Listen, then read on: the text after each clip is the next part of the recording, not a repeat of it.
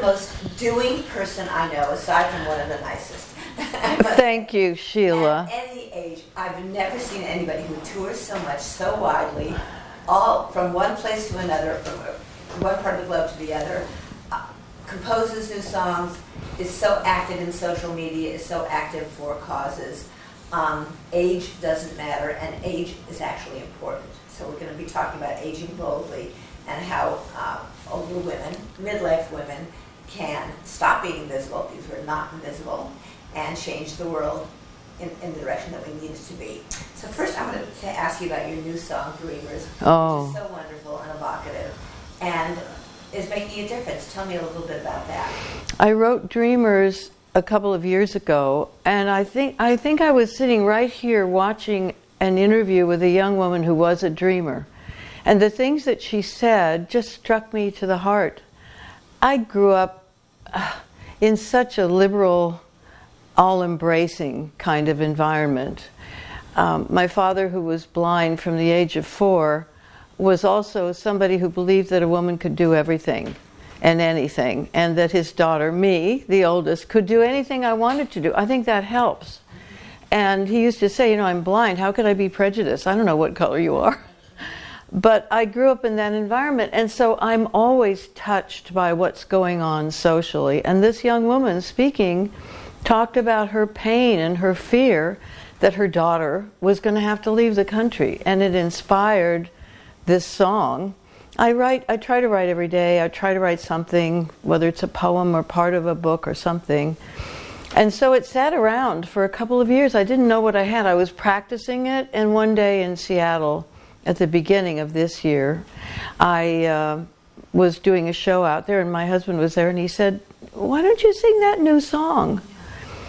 And I said, "Well, I can't, because it has a piano on it, and I have to change and take the guitar off and go." And he said, "No, just sing it." Yeah. So I've been doing that ever since. And I was so shocked by the response. First of all, the room went dead quiet when I finished, a cappella, Acapulco as we call it. And then the whole room just erupted in this incredible screaming and crying. A lot of people were weeping. And that's happened ever since then when I sing it. And so I decided to make a video, which I made, you know, and also made a recording of it. It's very important to be speaking out, and I think it allows people to feel what they're feeling, which is outrage. Yes, exactly. And what do we mean by aging boldly? I mean, here you were you were very involved in the civil rights movement and the activism in the beginning of feminism in the 60s and early 70s. I think those of us remember some of that time, or were kids, you know, were older teenagers during that time, younger teenagers, bring something special to an important moment. So what does aging boldly mean to you in any way? Well, first of all, I don't believe that age has anything to do with the creative process, except that you know more. Maybe you know more. Maybe you've understood more. Maybe you've survived more. And certainly if you've survived and thrived and overcome the traumas that you've been through, and we've all been through traumas. It doesn't matter who you are, you've had them, whether it was on the schoolyard as a kid, or being bullied in college, or having a loss, a terrible loss. You have to get over the trauma and the, in a way, strangling of your voice, and you have to come out and use it, no matter what age you are. Right. But having gone through things, yeah. Oh, it makes it. Well, there are a lot of things that I've gone through that help me today to still. I mean, I'm doing more. I'm creating more. I am more under the gun as far as producing things and showing up than I ever was. That's great. And one of the things, I mean, all I have to say is I'm sober in Alcoholics Anonymous, and I have been for 40 years. And that means that my life is about service. That's what sobriety is about. It's about giving it back. It's about sharing what you know about addiction and about recovery. And for me, that's the fundamental. Because as an alcoholic, as an active alcoholic, yes, I functioned and I did things that today are amazing to me. But the truth is, I was dying. People don't talk about that when they talk about the the opioid deaths and so on. They don't talk about what the reason is, what the addiction is about, where it all stems from. Yes, everybody's to blame. The big pharma is to blame. The insurance companies are to blame. The Congress is to blame for these kinds of laws that have allowed doctors and big pharma and Congress to do terrible things. But fundamentally, you're dealing with addiction, which is the monster. It's the gorilla. Okay. Let's talk about age, though. We're talking about women and aging, and there's so many dynamic women who are being celebrated now. Ruth Bader Ginsburg, your wonderful friend. My hero. My heroes. Hillary Clinton, Coretta Scott King, Tammy Duckworth, Jane Fonda, Meryl Streep, your friend Joan Baez, the wonderful documentarist Susan Lacey. Tell us a little about just the perspective of having so much behind you. You know, having work behind you, having life experience, how does that make you bolder? First of all, you've lived through things that are terrifying and death-defying. And so you're at an age where, you know, our grandmothers likely were either doing nothing or dying or out of it completely. Many of them, not some of the heroines that we respect. You have to live long enough, and you have to, you have to have a confidence that comes with good health. And even if you don't have good health, you still have the spirit inside of you which drives you. And luckily, I've always had that. I was given that because of my background and because of my experience and knowing people like, of course, like the great Gloria and Ruth Bader Ginsburg and so many heroines, and growing up with in a world where there was a Jane Fonda and a Joan Baez as well. And there will be more of them. What would you say to women who feel, I'm being told I'm invisible? How do we get over that? Because we're not invisible and we can change the world. We're not invisible and we can change the world. I love Next Tribe because I think that's part of why women are getting the idea that they can reach into their own inner soul. You know, I think everybody's got a haiku, a novel, a painting, a drawing, a poem. All of us have those things. And also we have the power to open our hearts and use our voices, whether it's voting, whether it's volunteering, whether it's rising to the top of your own definition of who you are and becoming who you think you might be. Great. What role can women of our age play in shaping the culture and changing the political discourse? First they can vote. Okay. That's the bottom line here. Okay.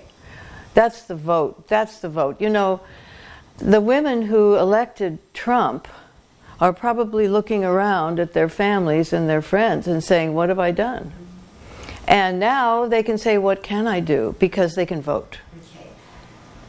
Women, again, older, who went through Nixon, who experienced Clinton, who have known, and Reagan, and have had experience with different presidents. What can we bring to the political conversation that perhaps younger women can't? I'm just thinking of it. Well, energy, first of all, there's one thing that I have to say about this. You never can stop fighting because it is never over. We thought, a lot of us thought, well, it's over. It's not over. If you read history, you know it's not over.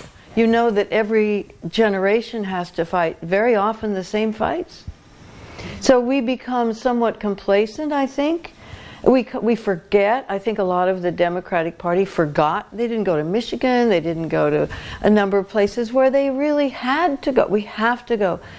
We are forgetting that our purpose and the generation who followed FDR, who understood that we have to help people who are ill, we have to help people who are older, we have to help people who are sick. It's our job to take care of everybody, not just the people on the top, not just the 1%. It's more like a 0.5% right now. And the older we are, in a way we know, what qualities do women our age possess that can be put to use now in the time of political upheaval? I know we all have to vote, but even a 19-year-old can vote. but what do we possess? Memory, cantankerousness, eloquence, connections, life experience. What are the things that we can bring together and make a difference? One of the things that I got from listening to and learning about and hearing Ruth Bader Supreme Court Justice Ginsburg was courtesy, kindness, justice, and love. She got along with her opponent. She was able to hold her tongue, to keep her mouth shut when she had to write eloquently and intelligently in her writing, in her dissents, and to keep her cool. I think people who've lived long enough to learn how to keep their cool can be very powerful. And I think women hold the key to success, and women know how to do everything. Get elected. And run for office and get elected and know. And head of corporations. Absolutely. In Silicon Valley and everywhere else. We know how to do these things. We know how to be leaders. We talked when we spoke for the interview I did with you for Next Tribe about how the generation now that has such high standards, the Me Too generation, really was kind of on the shoulders of the earlier feminists, the second wave feminists, who said, we're not going to take this crap anymore. And there was a lot of crap to take back then at the end of the 60s when it was just cool to, it was a different world. It was a different world. Yeah. What of that do you think we can bring, we can use? I mean, some of the Me Too younger people maybe don't know how hard it is to make change, or they're asking for change that's complicated given the fact that people are human beings, including women. What can we, as older women, what can older women, midlife women, bring to this great feminist change that we're going through? Realism, experience, stories, the things that you mentioned about Ruth Bader Ginsburg, which you can repeat in different forms, wonderful, and perspective, humor. What are the things that we can bring to it? I think the humor is terribly important, because we can laugh at ourselves. We do know that other people are human and that we are too. And we've learned to overcome so many things that were taboo, not only that we couldn't, but that we can, and we know we can. But we've overcome many taboos. I'm thinking now about the taboo of suicide, talking about suicide. We have learned that stories and discussion about the taboos that were always present in the earlier years when I was growing up, that's a power in itself, a power to talk about it, to change it, because we bring it out into the open. So don't be afraid to talk about it. Don't be afraid to run for office. Don't be afraid to write a book and go find a publisher. Don't be afraid to say, I can do this. I could be the president of this company. Don't be afraid, because our fears have always held us back, and they shouldn't, and they won't anymore. Okay, so how about being less invisible? I mean, in a way you sort of answered it with the last question, but that's a word that's been used a lot. When I turned 50, I felt invisible. I mean, a lot of women were writing and saying that. You go up on a stage 3/4 of the year. You've called fabulous male co-singers, famous men, who are supposed to have longer longevity as singers than women. And they rush to do albums with you. What's the key to being not invisible? Getting it out there, not being afraid. Write if you write, paint if you paint, sing if you sing, and do it. I think that the excitement of the internet, in part, is the fact that it lets us do things in a different way, to come out of the various closets that we inhabit. And it's easier. It's never, by the way, easy to have a big career. If you're breaking a glass ceiling somewhere, it's not easy. You don't kick it down and roll over it and suddenly jump into the chairman's chair without doing all of the work, and not just all of it, but more of it, and doing it well. and doing it without scandal, doing it with honesty, with integrity, and, as I said, with kindness and courtesy, and knowing that you're there because of other people, the ones that came before you, the ones that put you there. My movie about Antonia Bricco, with whom I studied forever. Antonia Bricco was the first woman to conduct major symphonies in the entire world. It was 1929 when she has her debut with the Berlin Philharmonic, which at that time was the greatest philharmonic in the world. And she was a girl. She was all of 25, I think. And so she had to challenge these incredible blocks and these taboos. She did it. She had her own orchestra in New York, for 4 years of the war. And at Carnegie Hall. It wasn't just down the street, at the local laundry. It was at Carnegie Hall. She fought all the way, all the time. She was my inspiration from the time I met her when I was 11. And I made a film about her. And still, I was having dinner with Renee Fleming the other day, and she said, I didn't know that there was a woman in 1929 who was conducting philharmonic orchestras she said, I didn't know that. And many people don't realize that. How hard it is, how long it took. Today, in a way, it's both easier and just as hard, because it's all about doing the work and not being afraid to take credit for it, not being afraid to join a group of peers. Find people to talk to about this. I think that's why Next Tribe is so important, because you have a forum where you can see people and interchange with people and bring your own tiger to the cage. Great. So, who are some, maybe you have many friends. I went to a party of yours once and saw these amazing people, male and female.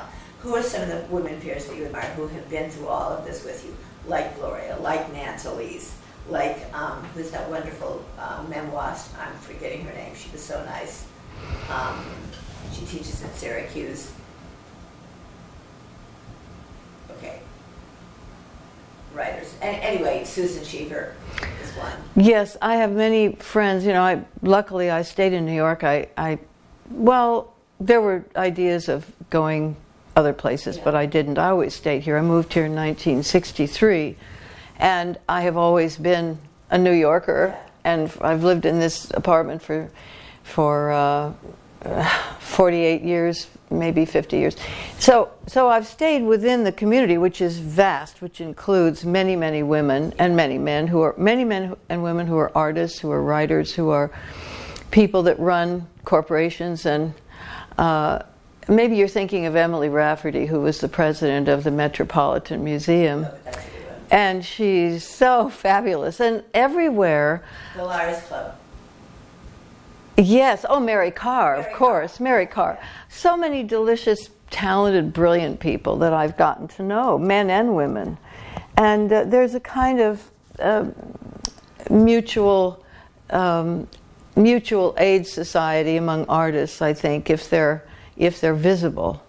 And we help each other. We read each other's manuscripts. Erica Jong will send me her latest, and I'll read it and tell her how wonderful it is, and it is. So this is something that I treasure, men, women. I'm not, I don't celebrate any one sex over the other. And now there are many. Yes, there are many. And they all have very great talents that we can appreciate, and that they can evolve and change and reach out for the best in. But we do, it's like I think artistic and creative people in all fields, because you can be very artistic and creative as a lawyer, as a Supreme Court justice, as a business person, as an inventor. And so it's just an amazing thing. I think that's always been important to me, to surround myself with people who are creative. Yes, and creative people, Next Tribe that feel that way. They want to age boldly. Never stop learning. Never stop reading. Never think that you're at the end of your experience with history, with poetry. You're always going to find new things out there. Take a painting class. Take a writing class. get to a college that has an upper level, it's for older people that want to go back to school, but it's for everybody. And you can go into a class of people that are much younger than you and have just as good a time as they do.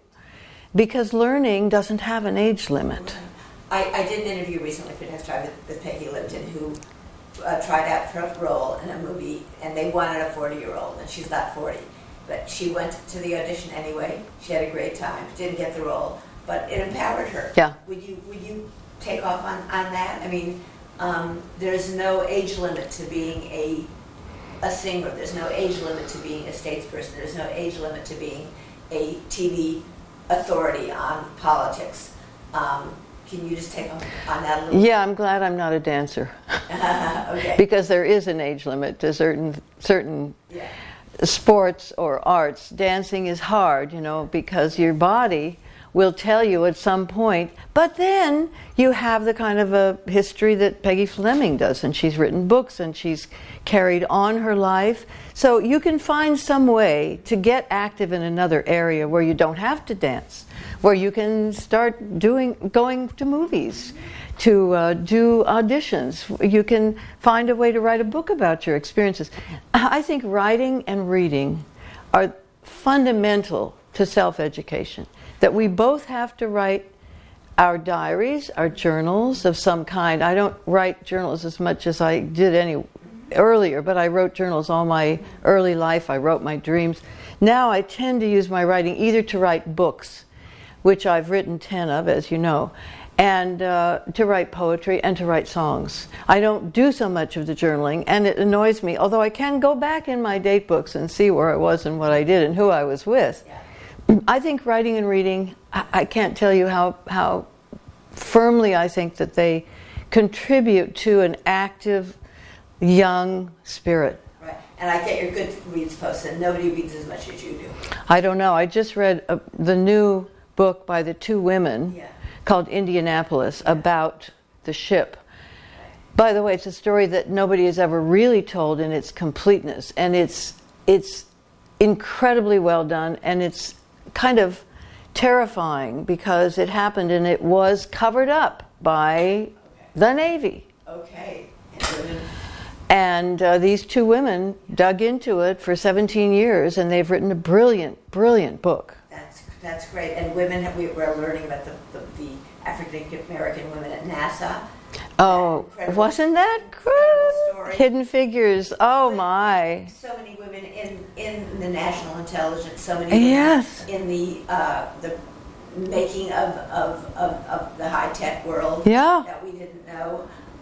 The doors are open everywhere. Would you say, aside from reading and writing, would you say just use your chutzpah, use your boldness, use your life experience, aside from reading and writing, what are some other things? Well, first of all, no is a complete sentence. No? No is a complete sentence. Yeah. Learn your boundaries. Okay. Learn your boundaries so that you don't get drained and you don't get sucked into dramas that have nothing to do with your life. And very, very important, keep your own priorities high on your list. You can make a list of goals and it could be fly to the moon. But whatever it is, be aware of it. I think, somewhat aware of my goals, not totally, because I am surrounded by a lot of projects and a lot of interests which demand my full attention. So sometimes I have to take time to go out and go somewhere, go to a good movie, go to lunch with girlfriends, usually girlfriends. Sometimes, my husband and another couple. But those moments, and walk in the park and go to the museum, because those are the moments that I get to think out of the box, into the future, or into what I think might be possible that I'm not doing, I'm not interested in, but suddenly it will spark me. But I read a lot of history. Let me ask you something else. How does one not regret? When one gets older, and I'm just making this question up, it's not on the list, regret is something that is very important. How do we not regret? How do we say, how do we not do that, the path not chosen thing? That I think is a stumbling block. How do we not do that? And you've lived with pain, you've lived with a big pain, and you've overcome it. How do we not regret, or how do we close off negative feelings? For one thing, I think that you have to delve into a spiritual approach to your life. I do think meditation is critical. Doesn't matter what you believe in, God, Krishna, Yogananda, whatever you believe in. If it's watching the river roll by, if it's going out for walks to the park to look at the birds, something that tells you you're not the center of the universe. So meditation's important. Forgiveness is vitally important, and sometimes you need all the help you can get and all the chutzpah you can get to forgive. And I mean, we have to detach from people and places and things. We may not be able to detach with love. We can detach with anger. We can detach with rage. We can detach with, I'm not going to put up with this anymore. This is a life that I have to lead. When my son died, took his life, I thought my life was over. But I was told by Joan Rivers that, first of all, that there are no guilts in suicide, that you didn't cause it, you can't cure it, you can't control it, and that I had to keep working. She said, if you don't keep working, you're not going to get over this. So find something that you love, that you can pour your heart into and pour your brains into. I think find something to do service at. Find somebody to help.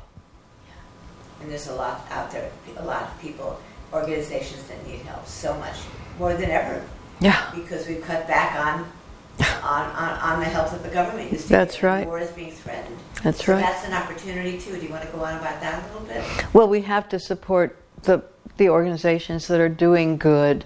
We have to support Meals on Wheels. I found out recently that Meals on Wheels doesn't do food on the weekend. Mm-hmm. So maybe you can find a little niche where you can go and deliver food on the weekend to people who don't have food delivery on the weekend. Maybe there's a sister organization to be started to bolster Meals on Wheels on the weekend. So, great idea is to find a little opening. The niche. The niche. I think... That, so we should pick that up too. Startup means I found something that hasn't been done before, like a man's shirt that doesn't get tucked in. Oh yes, that's wonderful. I love that. I love that ad. But I think that in a way we can learn from younger people. From Absolutely. Exactly what you said. Absolutely. There's a niche, there's an opening there. So yeah. You want to expand about that? What some of the Meals on Wheels on Weekend is one. Yeah. Let's think of some more. Oh, there are many things. My granddaughter, who is a suicide survivor, has just signed up with the D.D. Hirsch Foundation in California because she wants to be able to share her experience, how she survived and surmounted her father's suicide. There are also, hang out with younger people. Don't just hang out with your peers. Yeah. Go for the kids, for the teenagers. I mean, we all love our nieces and nephews and our little grandsons, but younger people are a secret weapon which will keep us alive and thriving. And they have ideas that we just didn't think of. But they know what's going on in the society, and they know about what's happening with the environment, and they know that we have to save the planet, so they're finding ways to do it. And years and years ago, I met in the park down in Central Park at the Delacorte. I met Roger Payne, who is a cetologist whose life is whales, studying whales, saving whales, recording the singing of the humpback whales. I wonder if I have a picture of the humpback. I don't have it, but he introduced me to the songs of the humpback whales, and so I became very interested in the lives of the humpback whales and how, we're decimating the oceans, of course. We're killing the oceans like we kill everything else. I mean, the millennials will be the young people who save this planet because they will understand clearly what we're doing. We, as the aging boldly ones, what do we want to tell them that we've learned? Get on it. and also be humble, be productive, be humble, be measured, be not so impatient. Give us some positive things. Have to be honest. Be outrageous. Okay. As well as grateful and mannerly.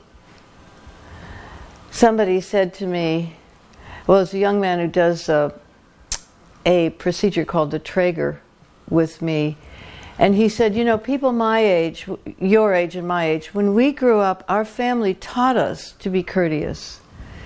They taught us, of course, a lot of things. They also taught us to keep our mouths shut about taboos, which we have, of course, broken that rule and done all kinds of things to change the world in which we live. But you can do it with grace. And the way to counteract this outbreak of bullying and hatred is to be kind and to be loving and to be embracive and to be understanding and to do the best you can. And can we say that a lot of that does come with being older because you've been through a lot and you know what works in terms of interpersonal relationships and you know what doesn't, and you do have a sense of humility? Well, it does. It helps to have it taught as a child, yeah. But as an adult, if you embrace those things, you have a lot more peace and enjoyment in your life. And also, success is not excluded by bad manners. Yeah. There are a lot of people who are successful who have terrible manners. We know that.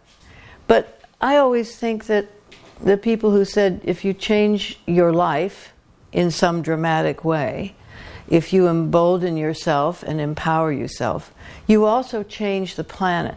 You change the world. There's something that you do. You know, we talk a lot about synchronicity in the world, and I believe that when one person makes a move to improve and change themselves and take on something that's challenging, that they were previously prevented from doing, I think they do change the picture. Yeah. What are some tips you would give people walking into this evening, this nice evening with hors d'oeuvres and some wonderful speakers, about leaving feeling really up and really empowered? Just what are some Judy thoughts? Well, welcoming them to this event. First of all, thank you for coming.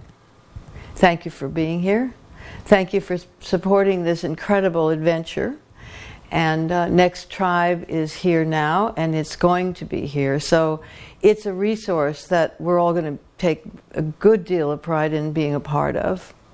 And also, find the thing in your life that's impossible and go and do it. And you can do it. And you can do it. Great. Good. That was really good. Great.